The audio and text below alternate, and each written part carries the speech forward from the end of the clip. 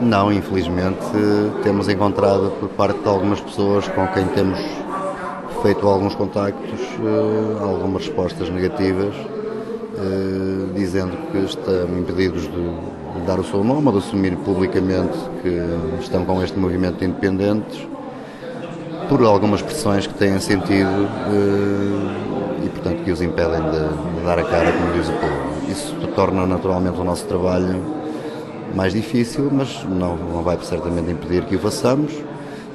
Eu diria que nós, em alguns casos, não teremos todas as pessoas que gostaríamos nas nossas listas e a apoiar-nos.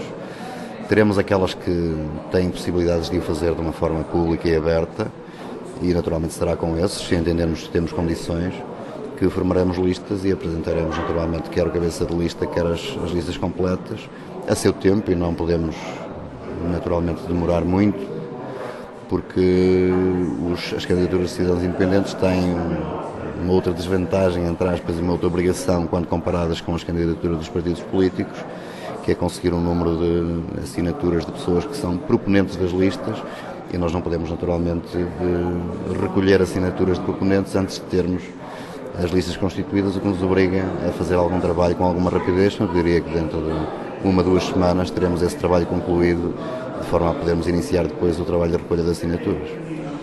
Essas pessoas que não podem pertencer às listas ou que alegam dificuldades em pertencer, pelos motivos que explicou, são, no entanto, e é a questão que eu lhe coloco, potenciais votantes no movimento independente por cabeceiras de basto. Ficou, no entanto, essa ideia que podem votar na sua candidatura ou nas pessoas que o acompanham? Na grande maioria dos casos, sim, embora tenha havido outras pessoas que naturalmente nos têm dito que não e que têm outra opção que nós respeitamos religiosamente.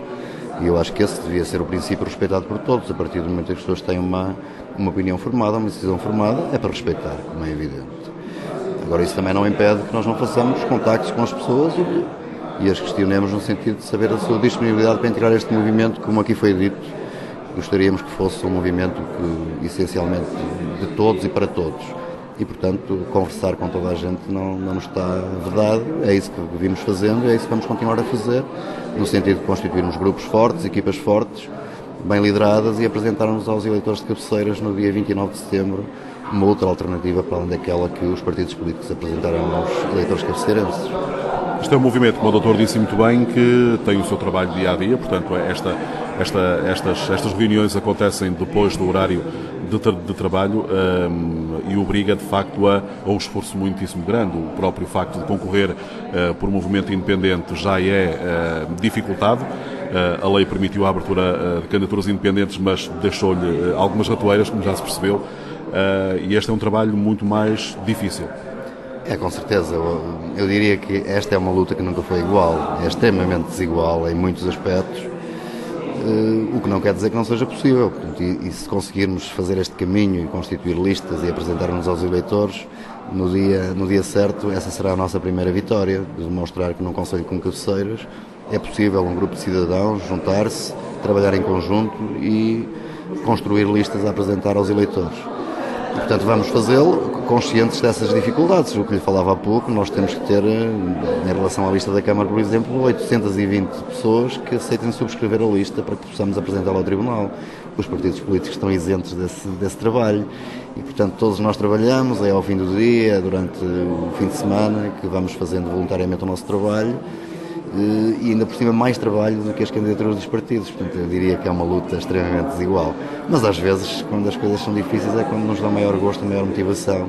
É isso que eu tenho verificado um pouco neste grupo, que trabalha com dedicação, com gosto, com alegria, como hoje aqui se viu, e quando assim é, mesmo que é difícil, vai conseguir fazer-se.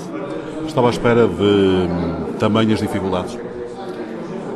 Eu estava à espera de algumas dificuldades, confesso que nem tantas, sobretudo esse receio que referi há pouco, das pessoas publicamente assumirem a estarem juntas com um movimento de cidadãos independentes. Não tinha propriamente a noção de que fosse tão difícil. E há pessoas que compreendo, como é evidente, têm a sua vida profissional, têm a sua vida pessoal e, portanto, têm um receio justificado de que possam vir a ser prejudicadas de alguma maneira e, portanto, isso é compreensível. Mas eu diria que pessoalmente ultrapassa um pouco aquilo que era a minha noção desse tipo de dificuldades. mas a realidade é como é e nós temos naturalmente de fazer o nosso trabalho, procurar cumprir os nossos objetivos dentro da realidade que temos e não de outra qualquer. E, portanto, vamos continuar a trabalhar nesse sentido. O dia 29 de setembro é de facto um dia muito complicado em termos eleitorais. Chegaram-se a avançar outras datas, mas acabou por ser aquela que se calhar já era esperada, que é o dia 29, que para o resto do país é um dia normal, mas para Cabeceiras de Basto não, é o dia de São Miguel, é o dia em que há a procissão, em que milhares de pessoas vêm a Cabeceiras de Basto, e no meio desta confusão toda vai ter lugar um ato eleitoral. Isso pode ser benéfico ou prejudicial para a sua candidatura ou para todas as candidaturas? A ideia que tenho, muito sinceramente, é que será sempre uma data que prejudicará todas as candidaturas. Parece-me que é um dia absolutamente excepcional em Cabeceiras de Basto, como todos os cabeceirenses sabem, e que tem sempre a probabilidade de prejudicar o desenvolvimento nesse dia de um ato eleitoral normal. Falamos da abstenção, por exemplo. Exatamente. As pessoas gostam de participar na procissão, têm promessas para cumprir, portanto têm, no fundo, obrigações pessoais que podem impedi-las de poderem normalmente levar a efeito o seu dever cívico de participar na eleição. E, portanto, desse ponto de vista, prejudicará todas as candidaturas que certamente serão influenciadas por esses fatores. Mas nós não escolhemos o dia, portanto, o dia foi escolhido pelo Governo, fixou, portanto, todos nós temos que respeitar e, naturalmente, fazer um grande apelo às pessoas para que consigam conciliar aquilo que são as obrigações pessoais com a vontade de participar no ato eleitoral e que desse modo não haja de facto grande abstenção, mas estou convencido que de uma maneira geral prejudicará todas as candidaturas, tornará o ato de votar mais complicado para muita gente. Se prejudica alguma em particular, não posso precisar, não tenho noção nenhuma, acho que prejudica a todos muito sinceramente, preferia que fosse num outro dia, se calhar entre as datas possíveis o dia 22 de setembro seria o ideal, porque permitiria que, no fundo, a campanha eleitoral e as eleições se realizassem antes das festividades de São Miguel e que depois as pessoas participassem na festa com outra vontade e sem nenhuma obrigação em relação ao ato eleitoral. O Governo não escolheu assim, não foi certamente por causa de Cabeceiras, mas a regra é igual para todos e, portanto, teremos que trabalhar com essa realidade. O que espero é que a realização das eleições no dia 29 é que seja de alguma forma uma data premonitória, enquadrada nas festas de São Miguel, e que no dia 30 se cumpra a tradição de ser o dia das trocas e que também haja uma troca de Câmara Municipal no dia 30 de setembro para que os cabeceirenses possam comemorar. E essa é a minha vontade. O doutor estava aqui a lembrar-me que o dia 29, para além de todas estas questões, tem ainda o Dia do Município, com iniciativas que a própria autarquia promove e onde o doutor, como vereador, ainda terá que estar presente. Naturalmente, tem as suas comemorações, é um dia importante, é o Dia do Município, ainda por cima coincidindo com as festas de São Miguel e com um domingo, e portanto tudo isso tornará o dia extremamente ocupado para muitas pessoas. Daí a dificuldade que lhe dizia há pouco e que entendo que por esse motivo será um prejuízo para todos. Agora cada um naturalmente fará aquilo que puder para conseguir conciliar tudo isso, que já não é fácil num dia do município e dia de São Miguel normal, quanto mais este ano acrescentando-lhe um ato eleitoral com esta importância. Mas não temos propriamente alternativa, terá que ser a vontade das pessoas em participar no ato eleitoral que terá que obrigá-las, entre aspas, a conciliar tudo isto e a não deixar de votar, porque é um dever que se impõe e que mais do que nunca julgo que deve acontecer. Do que se vende em política, é importante o contacto com as pessoas, o porta a porta. Os partidos políticos habituaram-nos a essa peregrinação, assim poderemos chamar, e o movimento Independentes por Cabeceiras de Basto não está isento de fazer essa peregrinação também. Já teve algum contacto, já se iniciou essa campanha de uma ligação mais pessoal com os eleitores? Já tem acontecido, como é evidente. Eu acho que não é aqui em Cabeceiras, não é com a candidatura dos partidos políticos ou com as candidaturas independentes. É, no fundo, com todas as candidaturas e as eleições vivem essencialmente num contacto direto com as pessoas. Agora, não temos propriamente feito o que designou por porta a porta. Temos encontrado muita gente naturalmente na rua, em conversa, uns que nós procuramos, outros que nos procuram a nós, mas temos feito passar a mensagem, enviamos uma mensagem também para todas as residências através do correio e, portanto, é uma forma de levarmos a nossa mensagem, que é isso que nos preocupa, que ela chegue às pessoas e que as pessoas, em consciência, em liberdade, pensem nas alternativas que têm e façam uma escolha livremente. E, sobretudo, que respeitemos as pessoas que já formaram a sua opinião. Acho que não têm ainda opinião formada, naturalmente é desse contacto e dessas formas diferentes de comunicação com os eleitores que nós procuraremos convencê-los de que somos uma alternativa válida em que vale a pena votar. E, portanto, faremos o nosso trabalho de uma forma natural, de uma forma alegre, que é isso que esperamos, levando a mensagem às pessoas e deixando na sua mão a possibilidade de decidir que é assim que deve ser. Hoje, aqui no Conselho e se calhar um pouco por toda a região e não só, as pessoas já têm consciência de que há um candidato fora do ciclo político ou do círculo político, dos partidos políticos. Durante muito tempo pensavam será ou não será. Eu tenho um pouco a ideia que hoje as pessoas já têm todas a ideia formada de quem são os candidatos. A partir do momento que a sua candidatura foi apresentada, foi no fundo comprovar de que havia uma candidatura independente. Tem sentido por parte das pessoas algum feedback à sua candidatura? Sim. Já sentia antes alguma pressão e algum incentivo para que isso acontecesse. Depois, a partir do momento em que se tornou público, no dia 25 de Abril, recebi muitas mensagens, muita gente veio falar comigo, a maioria a incentivar-me no sentido de continuar, de fazer o trabalho de uma maneira natural, o melhor possível, no fundo levar a mensagem, construir uma alternativa válida, sem me preocupar com o que quer que fosse que as outras candidaturas legitimamente farão. E é isso que tenho feito. Portanto, não tenho nenhuma razão para estar desmotivado ou descontente, pelo contrário, continuo a entender que a candidatura independente tem tido uma aceitação muito boa, tem o apoio de muita gente, era uma expectativa e uma esperança e um desejo de muita gente, sobretudo da população mais jovem, julgo por menos comprometida com os partidos políticos, mas julgo que a expectativa é muito positiva e isso só me pode naturalmente levar a pensar que o resultado também será um resultado positivo. Ainda assim, gostaria de deixar claro, que já o disse várias vezes, mais em privado ou mais em público, que quando decidi iniciar este caminho estava e estou preparado para ganhar e para perder, porque respeitarei naturalmente com toda a certeza aquilo que for a vontade dos eleitores cabeceirenses e a decisão que eles tomarem será certamente uma boa decisão. Agora, parece-me que as alternativas também são claras entre a continuidade do poder ligado a um partido que está no poder há 20 anos, com uma equipa que esteve quase toda ela durante a maior parte desse tempo, com um modo de fazer as coisas, com um projeto que julgo que em grande medida passou essencialmente pela infraestruturação do Conselho nas suas várias áreas, que é um projeto que considero que está basicamente esgotado e que agora é um momento em que é preciso uma outra alternativa, uma outra visão do Conselho, das necessidades do Conselho, ainda por cima com um constrangimento tão grande que a situação a nível nacional e europeu e quase mundial nos coloca de extrema carência, de extrema dificuldade, onde eu julgo que essa obrigação é ainda maior. E, portanto, é um momento certo para que as coisas mudem e que se inicie um ciclo diferente, não só em relação às coisas que é preciso fazer, mas também à forma de fazer essas coisas. E julgo que essa ideia já foi um pouco passando pela população cabeceirense, que naturalmente, face a isso, fará a opção que entender que é mais acertada para si, para os seus, para o Conselho e para o futuro dele. Doutor, esse constrangimento financeiro tem levado muita gente também a sair de cabeceiras de basto.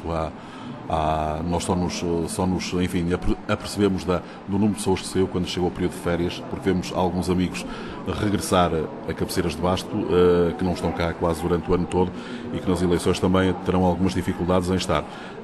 Todas as candidaturas, sem exceção, são também, eu penso que não só aqui, mas em todo o país, prejudicadas por esse êxodo que tem vindo a acontecer. É verdade, infelizmente é verdade também em Cabeceiras, tem sido verdade um pouco por todo o país, sobretudo nos últimos 10 anos. Muita gente foi obrigada a abandonar a sua terra porque aqui não conseguia a oportunidade para trabalhar, para garantir o sustento para a sua família, para aqui se fixar. E isso torna-nos mais pobres, porque em muitos casos foram exatamente os mais jovens, os mais qualificados que foram obrigados a procurar trabalho noutras paragens do mundo.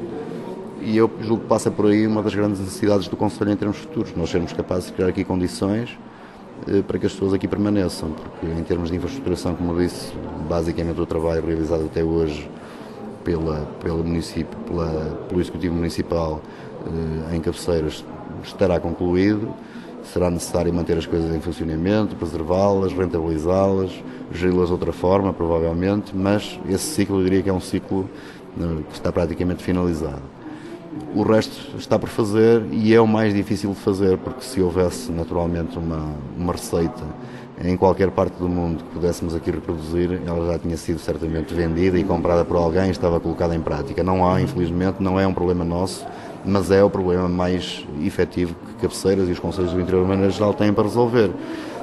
E têm que o resolver, porque não faz nenhum sentido que nós sejamos neste momento a comunidade mais bem formada de todos os tempos. Nós temos certamente hoje em Cabeceiras um grupo de pessoas com maiores qualificações do que sempre tivemos e que não sejamos capazes de dar oportunidades a essas pessoas. Portanto, eu diria que esse é o grande desafio e que todos os esforços terão de ser colocados em primeiro lugar na criação de condições para que essas pessoas aqui fiquem e que ponham os conhecimentos que adquiriram, a aposta que fizeram numa formação académica prolongada, de nível superior, que ponham essa qualificação também ao serviço da sua terra e dos seus concidadãos. Porque se conseguirmos pô-los aqui a aplicar os conhecimentos que tiveram ou que adquiriram ao serviço do Conselho, certamente ele será um Conselho bem melhor para se viver, não só para esses jovens, mas sim para toda a gente. E, portanto, eu acho que é uma obrigação, além de ser uma necessidade para o Conselho de Cabeceiras de Basto no futuro. Uma questão que eu gostava de lhe colocar e que não consigo resistir e que tem a ver com, enfim, com esta questão até das próprias reuniões da Câmara Municipal. O doutor apresentou a sua candidatura no dia 25 de Abril e a partir daí continua a pertencer a participar nas reuniões, até porque está eleito como vereador. Tem sentido alguma hostilidade, algum olhar de lado nestes últimos tempos ou tem sido acima de tudo uma presença, ou seja, têm sido reuniões com elevação? Têm sido reuniões com elevação, sem nenhuma margem para dúvida. Aliás, eu também, o que mudou foi que o partido a que eu pertencia e os restantes elementos da Câmara, da maioria, pertencem ainda ao Partido Socialista, retiraram a confiança política e, portanto, eu não tenho a confiança política, mas naturalmente temos uma obrigação para com quem nos elegeu, independentemente do partido, e eu, quando estou presente nas reuniões de Câmara, naturalmente desempenho a minha função como tenho que desempenhar, voto de acordo com a minha consciência, porque não tenho nenhuma obrigação de disciplina partidária, porque me foi retirada a confiança política, mas tem decorrido naturalmente com toda a normalidade, e nem poderia ser de outra forma, até porque é bom que se perceba que eu deixei de ser militante do Partido Socialista, eu deixei de ser vice-presidente da Câmara, que era uma designação que tinha sido feita pelo Sr. Presidente, por vontade do Presidente e do Partido Socialista e não por minha vontade. E, portanto, eu não tenho, já o disse publicamente, não tenho nenhum peso na consciência em relação àquilo que fiz, quer como vereador da Câmara, quer como militante do Partido Socialista, até o momento em que me encaminharam para a porta de saída. Portanto, tenho a minha consciência perfeitamente tranquila e, portanto, não tenho nenhuma razão para não encarar a minha função até ao final do mandato de uma forma natural, até porque foi para isso que fui eleito.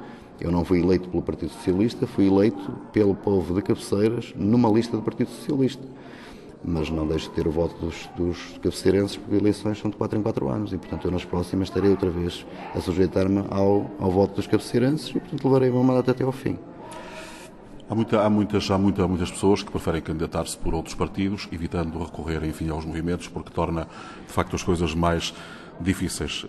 De qualquer forma, se o tivesse feito por outro partido qualquer, estaria à partida condicionado à ideologia desse partido político e se calhar estas pessoas que estão hoje com o doutor não estariam seguramente, já que há de facto essa dificuldade. Foi isso que pesou também na sua decisão de se candidatar como independente? Certamente, não seria candidato por nenhum outro partido. Também já o disse, eu não deixei de ser militante do Partido Socialista, não deixei de ter as ideias políticas que tinha até então e que tenho até hoje. E é bom que fique claro que nós não somos propriamente um movimento contra os partidos políticos, nós somos um movimento de cidadãos eleitores para além dos partidos políticos. Não estamos sujeitos à disciplina dos partidos, não temos nenhuma obrigação em relação aos órgãos dos vários partidos. Nesse sentido, somos independentes, mas cada um tem as suas ideias. Deixe-me aqui colocar esta ideia. Os partidos políticos veem os movimentos como um atentado à sua própria existência. Tem vindo a acontecer um pouco por todo lado e Cabeceiras de Basto não tem fugido, se calhar, à regra perante a dificuldade que me avançou há bocadinho de alguns candidatos, de algumas pessoas se podiam apresentar como candidatos. Exatamente. E eu diria que tem razões para sentir nos movimentos de independentes uma ameaça.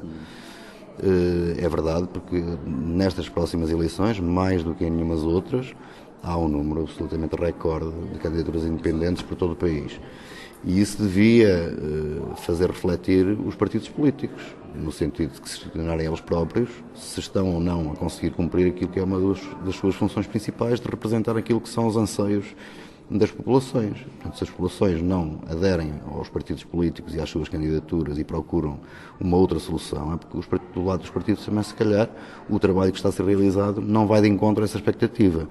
E isso é uma questão difícil e preocupante, porque, naturalmente, nada impede que haja movimentos de independentes, mas se os partidos políticos tivessem a cumprir esse papel, certamente elas seriam em número muito mais reduzido. E, portanto, não havendo essa representatividade nos partidos políticos e essa falta de reconhecimento por parte das pessoas, pode levar a situações muito complicadas. Não digo aqui em cabeceiras e em concelhos pequenos, mas a nível dos países estamos a verificar isso exatamente neste momento. A situação que se vive no Brasil é um pouco essa. Os partidos tradicionais não representam para os brasileiros uma solução ou um eco para os seus problemas e para as suas preocupações. E depois o que acontece é que as pessoas procuram outras formas de protestar e de manifestarem o seu repúdio por algumas das iniciativas dos partidos, neste caso dos partidos do partido que está no governo. Formas que muitas vezes não são as mais corretas. Não são as mais corretas, que são violentas e que levantam outro problema, que se verificou ainda esta semana, quando a Presidente do Brasil quis dialogar com alguém para tentar travar aquilo que era um problema crescendo ao longo de vários dias. Não há interlocutores do lado de lá. Não se sabe quem são os líderes daqueles movimentos. Portanto, mesmo que houvesse vontade de conseguir a paz daquele movimento e acabar com aquelas manifestações, temos uma dificuldade objetiva de não termos interlocutores, porque eles não se sentem representados por partidos políticos. Mais, em alguns casos, se algum líder político aparecer no meio dessas manifestações, corre o risco de ser linchado, porque eles não os querem nem por perto. E, portanto, isso devia levar os partidos políticos a pensar seriamente de que forma é que eles estão a interpretar aquilo que são as necessidades e os anseios das pessoas. E se calhar não estão a fazê-lo da melhor forma, daí que apareçam outras alternativas, que encontram terreno fértil precisamente para que, de outra forma, as pessoas de algum modo se sintam representadas. E, na minha modesta opinião, os movimentos de independentes surgem um pouco nesse contexto de falta de reconhecimento aos partidos políticos para representarem aquilo que são os anseios e os problemas diários das pessoas de uma forma efetiva, porque se assim acontecesse, certamente os movimentos independentes não teriam terreno para medrar, passa a expressão. Temos assistido em alguns países, a França foi um exemplo disso, de partidos de extrema-direita, o caso da Frente Nacional do Jean-Marie Le Pen, por exemplo, que conseguiu votações assustadoras, poderíamos dizer, enfim, assustadoras por causa daquilo que representa o partido. Felizmente, em Portugal, penso que ainda não chegamos a essa situação. Não, mas é um risco que se corre quando o descontentamento vigora um pouco por todo o lado, que foi o que aconteceu na França. Alguns pequenos grupos procuram interpretar o que é naquele momento um anseio enorme e conseguem, no fundo, beneficiar dessa necessidade e dessa revolta das pessoas. Foi o que aconteceu com a extrema-direita em França. Aqui ainda não aconteceu, mas a continuarmos assim é naturalmente um terreno fértil também, não só para que surjam, como eu dizia há bocado, candidaturas independentes que procurem interpretar a vontade e os anseios das pessoas, mas também de pequenos grupos mais extremistas, quer da direita, quer da esquerda, que possam, em determinados momentos, autoeleger-se ou conseguirem, por outras vias, transformar-se nos representantes desses anseios e ganhar dimensões que seriam inimagináveis de outra forma. Mas eu diria que é um risco que se corre, sobretudo nos centros urbanos, até pela concentração de grande número de pessoas, mas, sobretudo, julgo que a lição que há a tirar destes últimos anos neste aspecto é que, quando os partidos, por vezes, elegem os movimentos independentes como os inimigos a bater, porque lhes estão, de algum modo, a tentar invadir um território que era o seu, também deviam fazer uma espécie de uma autocrítica no sentido de saber se eles próprios também estão a desempenhar um dos papéis essenciais dos partidos políticos, que é exatamente representar os anseios das pessoas e darem-lhe o seu encaminhamento, tendo em vista uma solução. E eu diria que, em muitos casos, os partidos políticos prescindiram um pouco desse papel. Tornaram-se máquinas de eleição de pessoas, de disputa de eleições, e esqueceram-se que na base estão as pessoas e as necessidades das pessoas. E se isso ficar sem resposta, tudo o resto a prazo estará em causa.